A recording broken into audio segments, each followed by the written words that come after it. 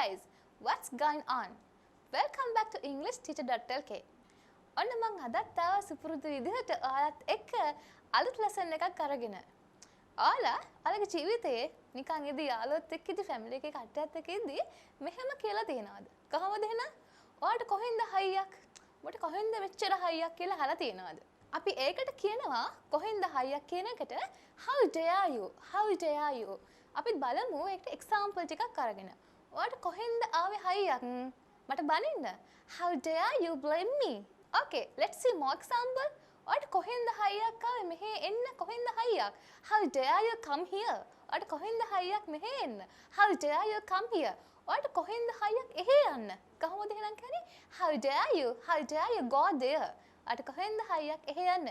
ඔයාලට කොහෙන්ද හයියක් මම විශ්වාස කරන්න? කොහොමද එහෙනම් කියන්නේ? How dare you believe me? How dare you believe me? ඔයාලට කොහෙන්ද හයියක් මාත් එක්ක තර්ක කරන්න? How dare you? How dare you argue with me? argue කරනවා කියන්නේ සාමාන්‍ය තර්ක කරනවා වගේ දෙයක්. එතකොට ඔයාලට කොහෙන්ද හයියක් මාත් එක්ක තර්ක කරන්න? How dare you argue with me? ඔයාලට කොහෙන්ද අයිතියක් මාත් එක්ක තර්ක කරන්න?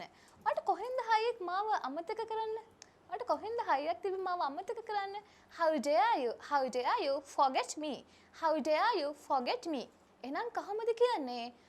ඔයාට කොහෙන්ද හයියක් මට ආදරය කරන්න කියලා? How dare you? How dare you love me?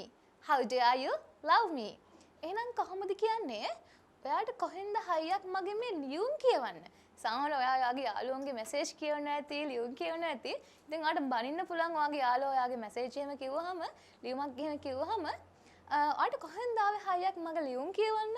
How dare you read my letters? How dare you read my letters? නැත්තම් messages කියනවා කොහොමද කියන්නේ? How dare you read my messages? How dare you read my messages? එහෙනම් ඔයාටත් පුළුවන් මේ how dare you ඒ කියන්නේ මොකද්ද?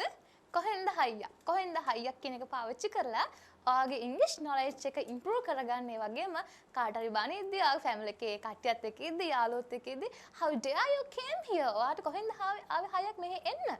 ඒ වගේ දේවල් පාවිච්චි කරන්න පුළුවන්. So, do you like to speak English as a foreigner?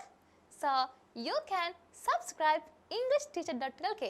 So, comment කරන්න, like කරන්න, share කරන්න and don't forget to follow. Follow කරන්න අමතක කරන්න එපා. I am Dashani Herath from EnglishTeacher.lk.